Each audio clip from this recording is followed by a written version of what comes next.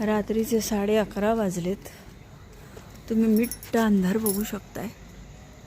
आणि या मॅडमनी आम्हाला झोपेतनं उठवून वॉकिंगसाठी आणलं आहे.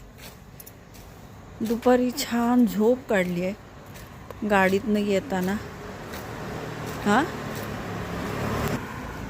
आणि हे बघ, आम्हाला आमच्या झोपेचं खोबरं करून खाली आणलं आहे फिरवायला. कोण असं करतं? इंगी, झालं का तुझं? हां, मध्येच का थांबलीस तू? चला जायचं घरी. काय हो काय? हा टिंगा बाबू, जायचं का घरी? ए गोडुली, जायचं का घरी म्हणू? नाही जायचं का? बर.